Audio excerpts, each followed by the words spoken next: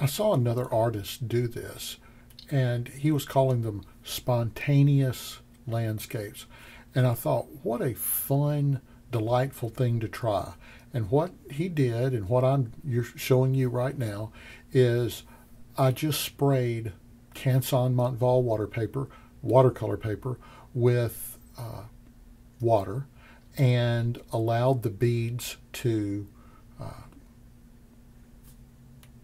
stand on the paper, and then went in and, with nothing in particular in mind, just started dropping color in. And I think I'm using cobalt blue, alizarin crimson permanent, and Indian yellow. And I knew, of course, that I wanted this to be a landscape, but I wasn't looking at any pictures. I didn't have any reference material. I was simply, at first, just dropping in color in sort of an abstract pattern. And then the more I worked, the more it started to suggest itself as trees and rocks and things like that. And this is really a very fun way of experimenting. First of all, thinking in terms of just abstract shapes and seeing what you can create. Also seeing what the paint will do just in and of itself. So you're managing the paint, but you're not micromanaging it. So you're allowing it to bead up, to bleed into different areas, to kind of worm its way around through the wet and dry paper. That's the other thing. The paper was completely dry except for the beads that I squirted onto it. And, from there, I just took my brushes and paint and just started carving into it, just playing. The brushes I'm using, these are Creative Mark brushes, really nice, really inexpensive nylon brushes. And I think, let's see, I was using I guess this one would be a 1-inch brush. And I think a little bit later I bring in, I think, a dagger brush. I'll have to see what I did. But yeah, I was just using that inexpensive Creative Mark brush, which I really like. It's a fun little brush. And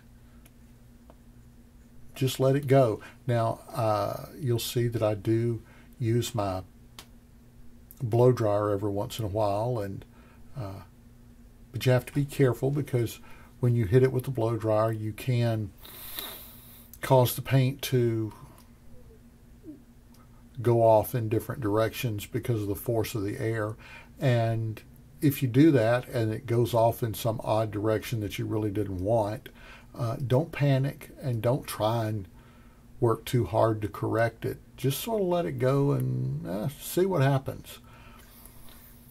Because that's the whole point of this, is to be spontaneous and see what you can do. Okay, now I've taken one of my polychromos pencils, and let's see. Yes, I've got it right here. Let's see what that is. It's a polychromos endothrine blue. I think I'm pronouncing that right. Endothrine blue. And I like polychromos pencils. They're real nice. They're relatively easy to erase. I think they are waxed base, so that if you do paint over them, you won't disturb them. If you'd rather use watercolor pencils, I have them and I enjoy them very much, and I use them too. But for this, I was just using the pencil just to just sort of map out a few things and see, well, what looks like a tree, what maybe looks like a rock, something like that. And then later, I have a couple of dagger brushes, and I haven't used them very much. And so I decided I would pull that one out. And so I was using just a small dagger brush, and it was real fun. It allows you to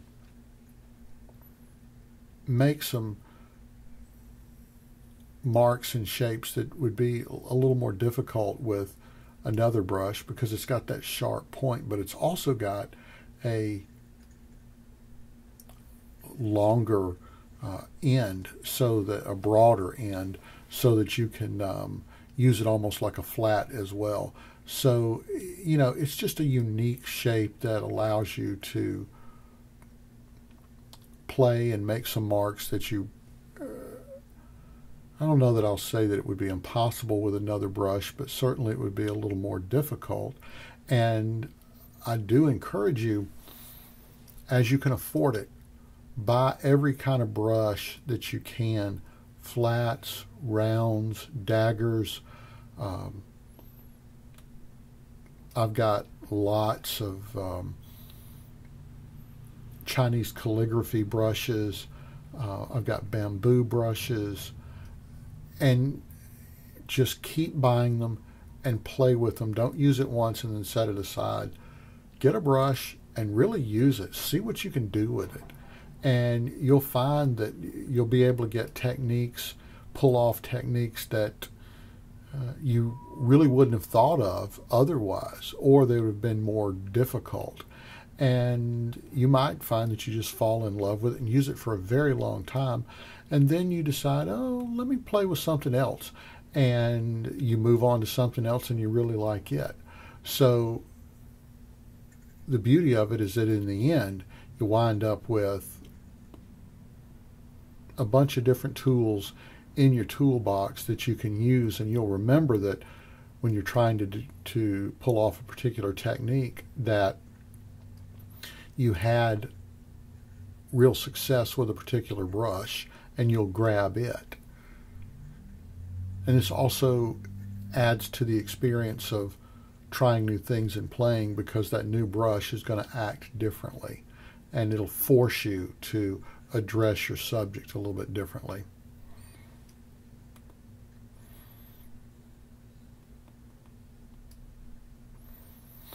I will say I did find that I wanted to have a little bit of variation in my blue, and so I wound up adding, on top of the cobalt blue, cerulean blue as well. So I've got those two different blues, but I was also trying to keep my color palette fairly limited. So again, you know, I was using cobalt blue, cerulean blue, and permanent alizarin crimson, and Indian yellow, and just seeing what color combinations I could get with them. At the very end, I do remember that I pulled out a couple of little colors just to sort of touch it up, because I felt like it was just a little almost monochromatic in a sense, that those three colors, I just wasn't getting quite what I wanted, so I wanted to punch up the green a little bit and a few things, but it's very light.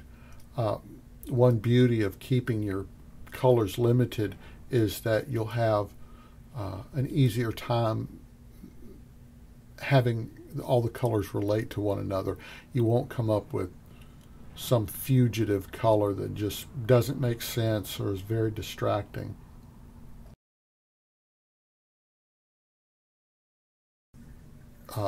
One of the things that's important with this is that you do have a good library in your mind of shapes and patterns and designs. So painting landscapes from life is really good, and even from photographs is really good, because you'll have all of that information in your head that you can pull from. You know, if you wanted to do something like this with figures, again, you'd have to have a working knowledge of the figure, or you really wouldn't be able to see it in the abstract shapes.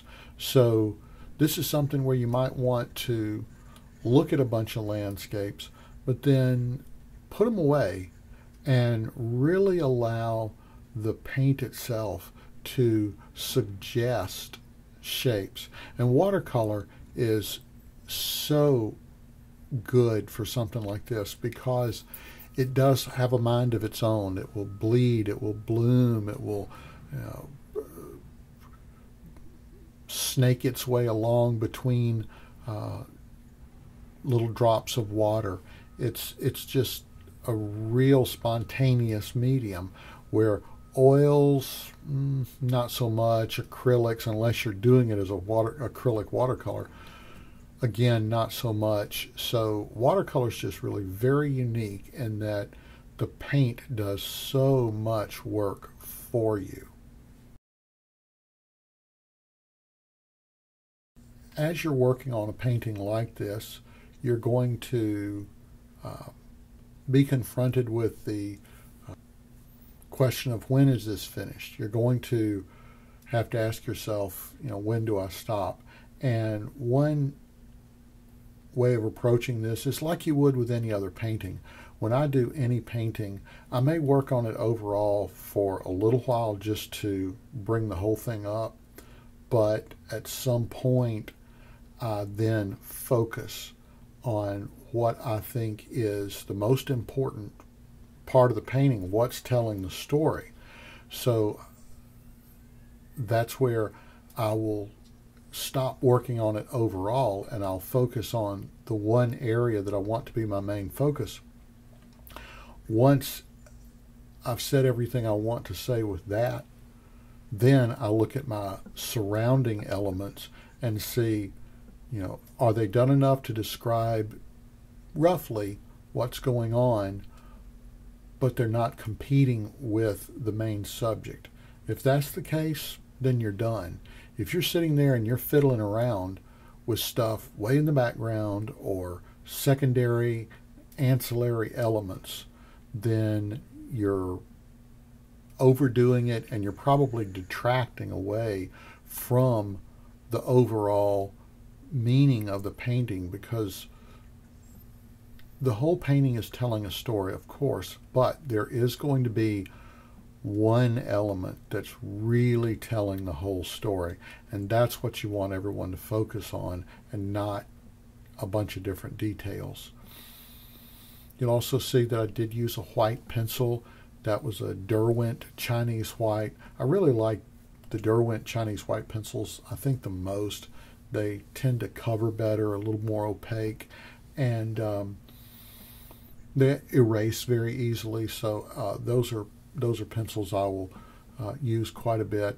And then when you see me going opaque, I'm using casein. I don't use gouache a whole lot. I mostly use casein, and I'll use it to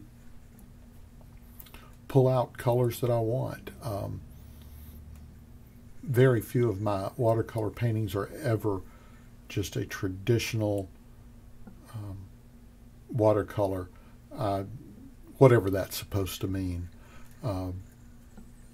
Normally I put some sort of mixed media into it, so I'm not particularly interested in being a purist. I just want something that works. And so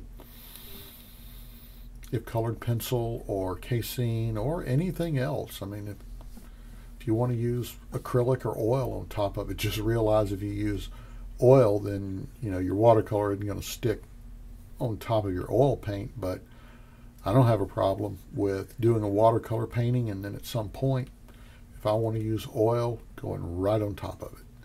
So again, it's just the end result. This was real fun. I'm going to do some more of these. It really expands your mind. It makes you kind of think and sort of see in abstract terms, and then trying to take those abstract shapes and make them into something that's got a realistic look to it. And so I'll let you just finish watching the video, and I appreciate you watching. Feel free to comment in the comment section.